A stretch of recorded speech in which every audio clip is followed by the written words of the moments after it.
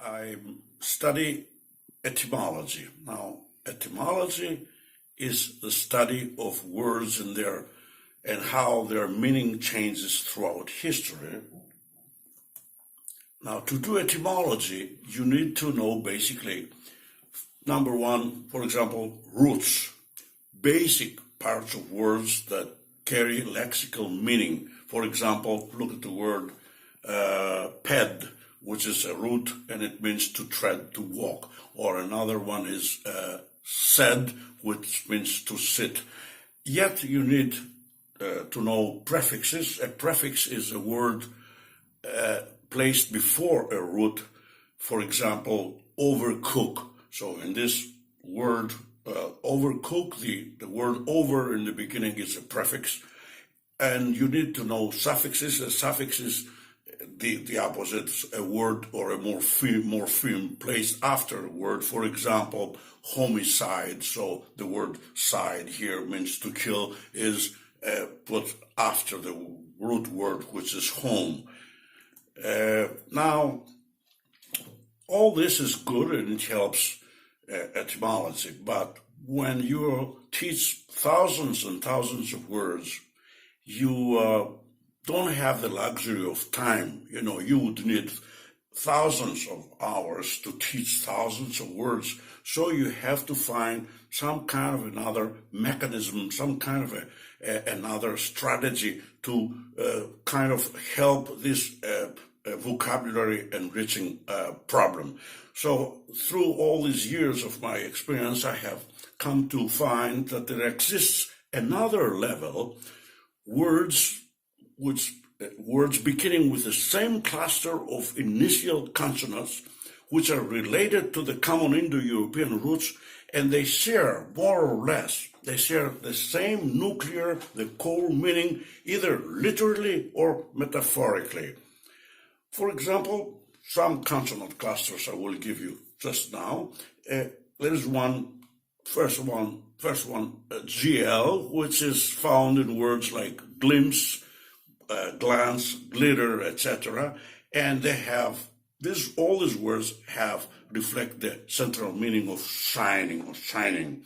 Or another one is SP, which is found in words like sponge, spear, space, etc. And this manifests the idea of spreading. And so all these clusters, which are not, they don't come into thousands, they're only about 3,000. All these constitute what I call a semantic alphabet. And this means that one can have a key to the etymon, the central core idea of thousands of words to help him conquer all these thousands of words, all this vocabulary. Now, in this mini presentation today, I will give you the cluster LP, which I call the alpha cluster, as it denotes a beginning of something.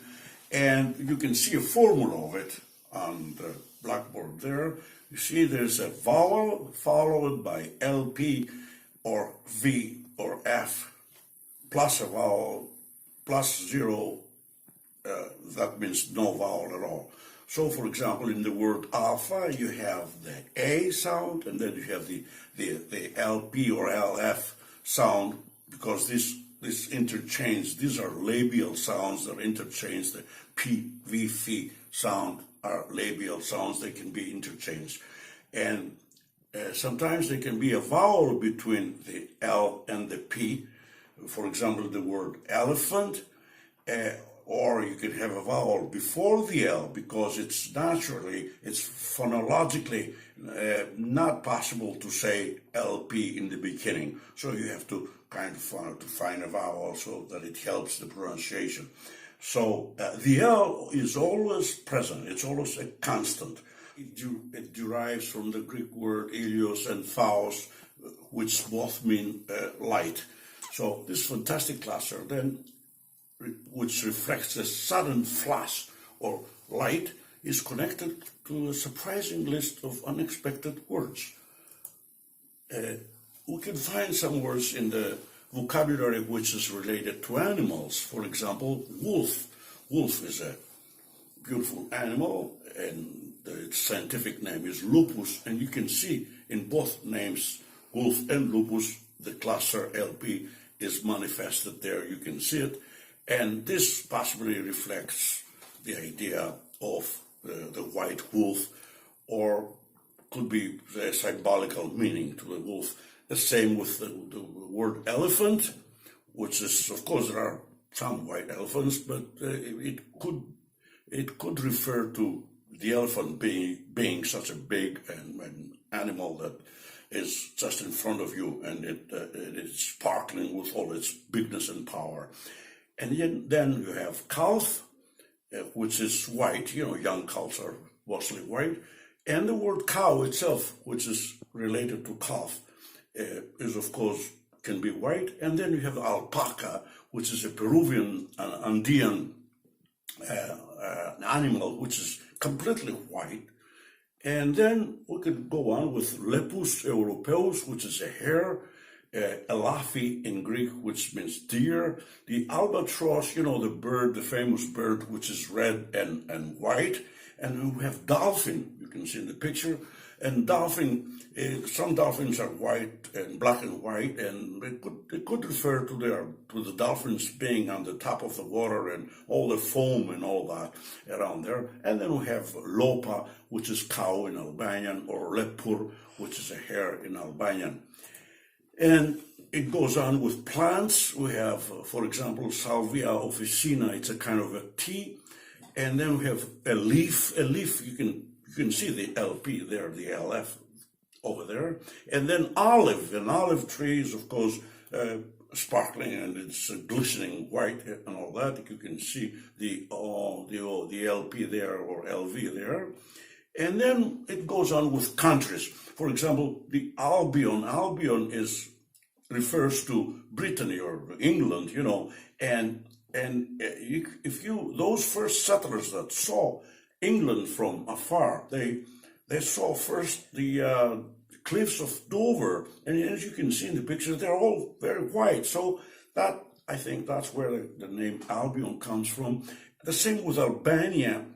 It could refer to the snow-peaked mountains of Albania, or the presence of blonde people there. And then Lebanon, which comes from the Arabic word Lebanon, which is related to either the snow of Mount Lebanon, or it could refer to the resin of the cedar trees that exist there. And then you have Libya, and I think Libya refers to the whiteness of the sand, and it's a very ancient name that the Greeks gave to Libya and all Africa. In other words, you have the word album, which is self-evident. We have sulfur, which is whitish. And we have silver, of course, which is white. And we have olvio in Latin, which means glorious, in the symbolic sense. Then we have the albino, which is a condition that with some pigmentation problem. And then we have alabaster, alabai in the metaphorical sense of being somewhere, but being in the sense that you're innocent, it gives you innocence. And then we have saliva, which is white, and then calvo in Italian or Spanish, which means bold. And we'll go on with the word love. Of course, in a sense, in a metaphorical sense, of course, love is just a word for brightness and whiteness and living and all that. And then we have lava, self-evident. A loaf of bread can be white. And then salep is an Arab drink, and it's very white. And then we have the Gulf of Mexico, because all that water reflects back the sun's rays, and it's white. And then we have golf, and you can see the golf ball is white. And then we have silphium, which is another plant, and nalbi, which is the Latin name for barley, and life itself, which is symbolically symbolizes, of course, light. What else? The opposite of death. And then we have halva. It's a Turkish delight, which is really white. And in body parts, you can see that we have lip, because lip stands out as being something whitish or something reddish or something like that. And then we have lipids. The lipids are the fat, they're white. And we have lobe and earlobe, which is, again, kind of reddish and stands out. And we have liver, which, despite being brownish or darkish, of a darkish color, it has a glistening on the outside, so that it could maybe justify its name like that. And then we have some verbs. For example, the verb laugh, which means that by laughing one shows his or her teeth, and then the whole idea of laughing, is that one gives brightness away, Then we have galvanized. Excuse me. We have galvanized, which is again reflects a very white surface, and the idea of the verb of help in the very symbolic sense that by helping someone, you bring him or her to the light. You're bringing him to next to the fire, next to a warm place, to the light, so that you're taking him, her away from the darkness of a dark, cold cave or something like that. And then you have the verbs solve and solve, and these are related. That solve in the sense that by solving something, you take the dark spots out of its surface, and you're making it white. You're making it white, and the same thing with salve and salvation in the same sense with helping someone. And then in geography, you have, of course, the Alps, and the Alps are the epitome of the alpha, because they're all white. Anyone who has flown over the Alps is overwhelmed by that sight of just innumerable, just a great horizon full of snow-peaked mountains. And you have the same with Olympus. Olympus being is the highest. Olympus is the highest mountain in Greece, but of course it is full of snow every year. But yet it symbolizes the presence of gods, and that the gods spread out their light.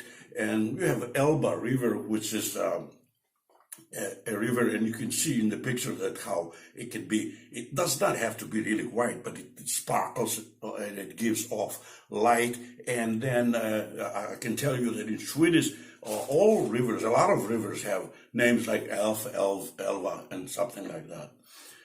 And now when it comes to countries, we have, for example, or geographical places, we have the Alpheus River, which is in Olympia. Yet both names, Alpheus and Olympia, they represent the cluster LP, because they represent light in a literal and in a symbolic sense. And then you have Delphi, of course, which symbolizes the